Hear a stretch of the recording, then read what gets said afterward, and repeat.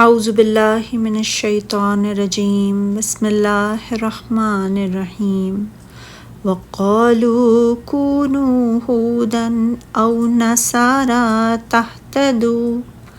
قل بل ملة ابراہیم حنیفا وما كان من المشرکین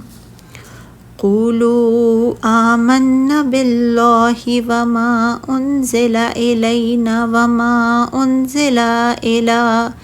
إبراهيم وإسماعيل وإسحاق ويعقوب والأسباط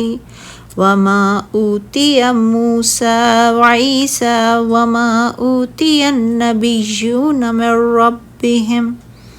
لَنُفَرِّقُ بَيْنَ أَحَدٍ مِّنْهُمْ وَنَحْنُ لَهُ مُسْلِمُونَ۔ اور انہوں نے کہا تم یہودی یا عیسائی ہو جاؤ تو تم ہدایت پا جاؤ گے۔ اے نبی صلی اللہ علیہ وآلہ وسلم کہہ دیجیے نہیں، بلکہ ہم تو ملت ابراہیم کی پیروی کرتے ہیں جو سب کو چھوڑ کر ایک اللہ کا ہو گیا اور وہ مشرکوں میں سے نہیں تھا۔ تم کہو ہم اللہ پر ایمان لائے اور اس پر ایمان لائے جو ہماری طرف نازل کیا گیا ہے اور جو ابراہیم، اسماعیل، اسحاق، یعقوب اور ان کی اولاد کی طرف نازل کیا گیا اور جو موسیٰ اور عیسیٰ کو دیا گیا اور جو نبیوں کو ان کے رب کی طرف سے دیا گیا۔ ہم ان میں سے کسی ایک کے درمیان تفریق نہیں کرتے اور ہم اسی کی فرما بردار ہیں۔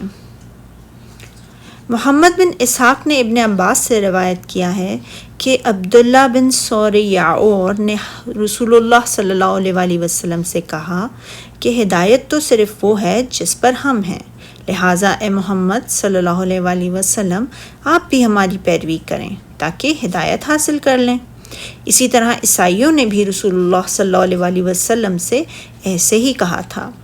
تو اس کے جواب میں اللہ تعالیٰ نے یہ نازل فرمایا کہ وہ کہتے ہیں کہ تم یہودی یا عیسائی ہو جاؤ تو سیدھے رستے پر لگ جاؤ گے، اور ارشاد باری تعالیٰ ہے اے پیغمبر صلی اللہ علیہ وآلہ وسلم ان سے کہہ دیجئے نہیں، بلکہ ہم دین ابراہیم اختیار کیے ہوئے ہیں جو ایک اللہ کے ہو رہے تھے، یعنی ہمارا اس یہودیت اور نصرانیت کو اختیار کرنے کا کوئی ارادہ نہیں ہے جس کی تم دعوت دے رہے ہو۔ حنیف کے معنی صحاب استقامت کے ہیں، اور حنیف اسے کہتے ہیں جس کا اول سے لے کر آخر تک کے تمام رسولوں پر ایمان ہو۔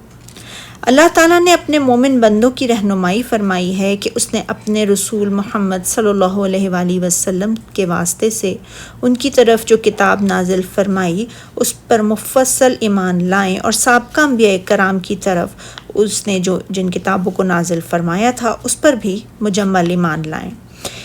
اس آیت میں کچھ انبیاء کرام کا تو اللہ تعالیٰ نے باقاعدہ نام لے کر ذکر فرمایا ہے، جبکہ باقی تمام کی طرف اجمالی طور پر اشارہ فرما دیا ہے اور حکم دیا ہے کہ مومن ان پیغمبروں میں سے کسی میں کچھ فرق نہ کریں، بلکہ تمام کے ساتھ ایمان لائیں، ان لوگوں کی سی روش اختیار نہ کریں جن کے بارے میں اللہ تعالیٰ نے فرمایا سورہ نساء میں، اور وہ اللہ اور اس کے پیغمبروں میں فرق کرنا چاہتے ہیں اور کہتے ہیں ہم بعض کو مانتے ہیں اور بعض کو نہیں مانتے، اور ایمان اور کفر کے درمیان ایک راہ نکالنی چاہتے ہیں، وہی لوگ حقیقی کافر ہیں۔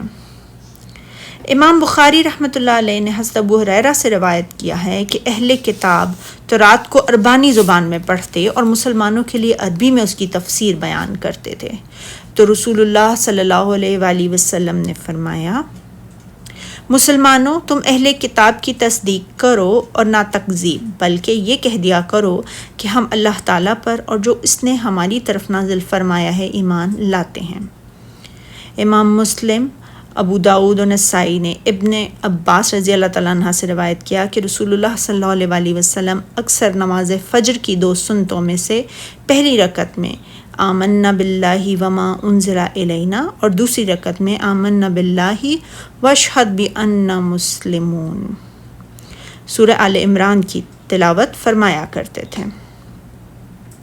اسباط سے مراد حضرت یعقوب علیہ السلام کے 12 بیٹے ہیں جن میں سے ہر بیٹے کی اولاد خوب پروان چڑھی اور اس کی تعداد بہت زیادہ تھی۔ یہی وجہ ہے کہ انہیں اسباط کے نام سے مسموم کیا گیا ہے۔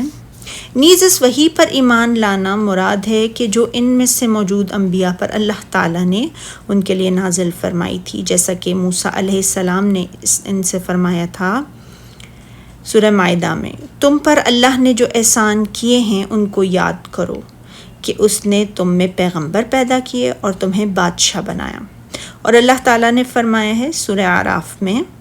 اور ہم نے ان بنی اسرائیل کو الگ الگ کر کے 12 قبیلے بنا دیا۔ اور اللہ تعالیٰ نے مومنوں کو حکم دیا ہے کہ وہ اللہ تعالیٰ کی نازل کرتا تمام کتابوں اور اس کے تمام رسولوں کی تصدیق کریں۔ ہمیں یہ حکم دیا گیا ہے کہ ہم تورات اور انجیل کے ساتھ ایمان لائیں لیکن ان کے مطابق عمل نہ کریں، جیسے کہ روایت رسول اللہ صلی اللہ علیہ وسلم نے فرمایا، تورات، زبور اور انجیل کے ساتھ ایمان تو لاؤ لیکن عمل کرنے کے لیے تمہیں قرآن ہی کافی ہے۔ صدق اللہ العظیم۔